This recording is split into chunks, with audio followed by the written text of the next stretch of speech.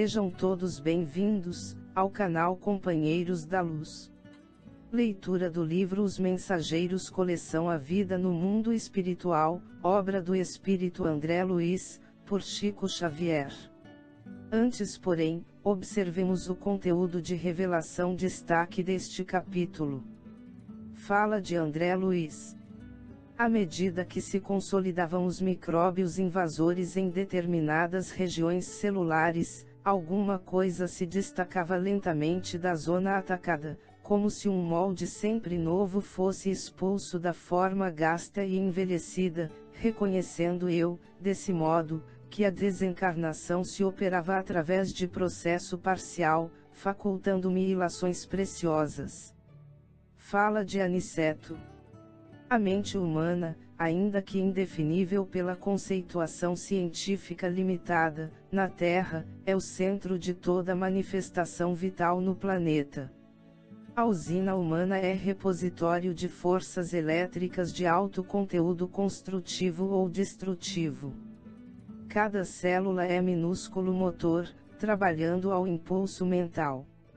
Cada órgão, cada glândula, integra o quadro de serviço da máquina sublime, construída no molde sutil do corpo espiritual preexistente. Iniciemos então a leitura completa do capítulo 49. Máquina Divina. Não se passaram muitos minutos e estávamos ao lado do agonizante, cuja situação preocupava o clínico espiritual. Era um cavalheiro de 60 anos presumíveis, que a leucemia aniquilava amorosamente. Há muitos dias se encontra em coma, explicou o facultativo, mas temos necessidade de mais forte auxílio magnético, para facilitar o desprendimento. No aposento, além de duas senhoras desencarnadas, a mãe do agonizante e uma parenta próxima, viam-se familiares encarnados, dando mostras de grande aflição. Nosso orientador examinou o enfermo detidamente e sentenciou: nada resta senão a necessidade de concurso para o desligamento final. Aniceto, a seguir, recomendou observássemos o moribundo com atenção. Concentrando todas as minhas possibilidades, fixei o enfermo prestes a desencarnar. Notei com minúcias que a alma se retirava lentamente através de pontos orgânicos isolados. Assombrado, verifiquei que, bem no centro do crânio, havia um foco de luz mortiça, candelabro aceso às ondulações brandas do vento. Enchia toda a região encefálica, despertando-me profunda admiração. A luz que você observa, disse o instrutor amigo, é a mente, para cuja definição essencial não temos por agora conceituação humana. Notando minha estranheza, Aniceto colocou-me a mão direita na testa, transmitindo-me vigoroso influxo magnético, e acentuou: repare a máquina divina do homem, o tabernáculo sagrado que o Senhor permitiu se formasse na terra para a sublime habitação temporária do Espírito. Agora, André, não está você diante de uma demonstração anatômica da ciência terrestre, examinando carne morta e músculos enrijecidos. Observe agora. O olho mortal não poderá contemplar o que se encontra à sua vista neste instante. O microscópio é ainda pobre, não obstante representar uma nobre conquista para a limitada visão humana. A cooperação magnética do querido mentor modificará a cena e fui compelido a concentrar todas as minhas energias, a fim de não inutilizar a observação pelo golpe do espanto. A luz mental, embora fosca, tornara-se mais nítida e o corpo do moribundo agigantou-se, oferecendo-me espetáculo surpreendente aos olhos ansiosos. Parecia-me o corpo, agora, maravilhosa usina nos mais íntimos detalhes. O quadro científico era simplesmente estupefativo.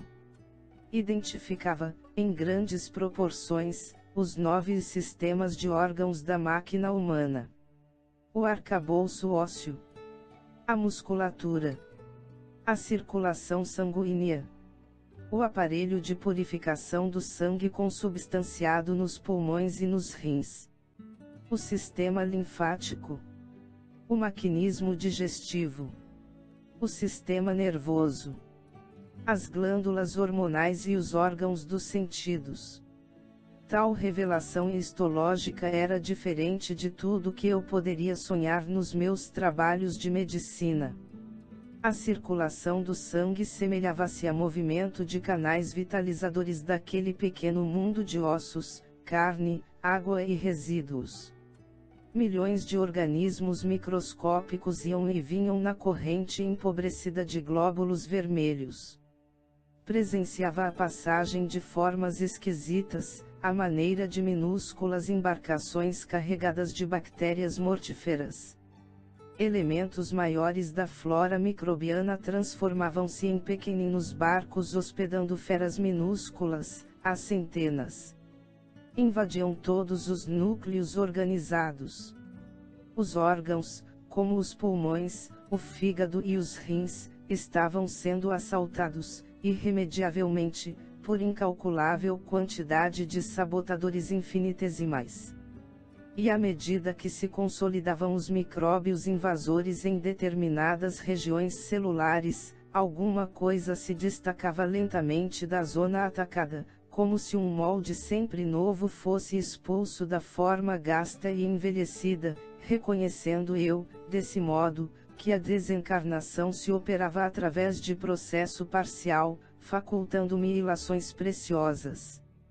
Reparei que algumas glândulas faziam desesperado esforço para enviar aos centros invadidos determinadas porções de hormônios, que eram incontinentemente absorvidos pelos elementos letais. O plasma sanguíneo figurava-se líquido estranho e gangrenoso.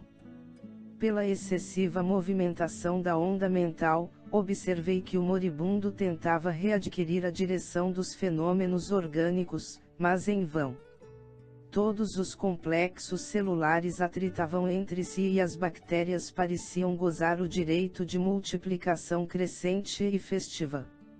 Está vendo a máquina divina, formada pelo molde espiritual pré-existente? Perguntou Aniceto, compreendendo-me a profunda admiração.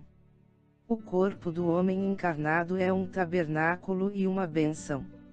Nesta hecatombe angustiosa de uma existência, pode você reparar que todos os movimentos do corpo estão subordinados à administração da mente. O organismo vivo André, representa uma conquista laboriosa da humanidade terrestre, no quadro de concessões do Eterno Pai. Pode você agora, identificar os movimentos da matéria viva. Cada órgão é um departamento autônomo na esfera celular, subordinado ao pensamento do homem.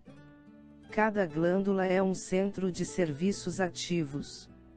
Há muita afinidade entre o corpo físico e a máquina moderna.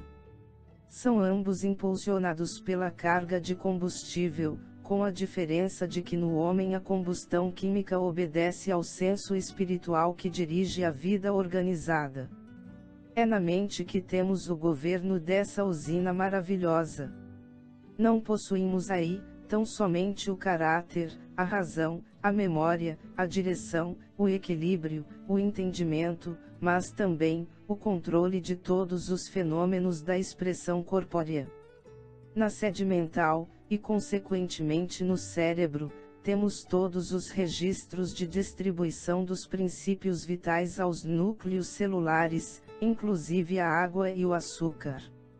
Os centros metabólicos são grandes oficinas de trabalho incessante.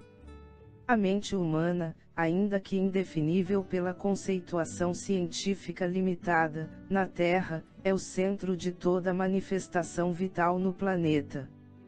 Cada órgão, cada glândula, meu amigo, integra o quadro de serviço da máquina sublime, construída no molde sutil do corpo espiritual pré-existente e, por isso mesmo, chegará o tempo em que a ciência reconhecerá qualquer abuso do homem como ofensa causada a si mesmo. A usina humana é repositório de forças elétricas de alto conteúdo construtivo ou destrutivo. Cada célula é minúsculo motor, trabalhando ao impulso mental. Aniceto calou-se por momentos, e enquanto eu via aterrado, os mais estranhos fenômenos microbianos no corpo do moribundo, volveu ele a palavra educativa. Vemos aqui um irmão no momento da retirada. Repare a incapacidade dele para governar as células em conflito. A corrente sanguínea transformou-se em veículo de invasores mortíferos, que não encontraram qualquer fortificação na defensiva. Observe e identificar milhões de unidades da tuberculose, da lepra, da difteria, do câncer, que até agora estavam contidos nos porões da atividade fisiológica, pela defesa organizada, e que se multiplicam assustadoramente, de par com outros micróbios tão prolíferos quão terríveis. A nutrição foi interrompida. Não há possibilidade de novos suprimentos hormonais. O agonizante retrai-se aos poucos e ainda não abandonou totalmente a carne, por falta de educação mental. Vê-se pelo excesso de intemperança das células, sobre as quais não exerce nem mesmo um controle parcial, que este homem viveu bem distante da disciplina de si mesmo. Seus elementos fisiológicos são demasiadamente impulsivos, atendendo muito mais ao instinto que ao movimento da razão concentrada.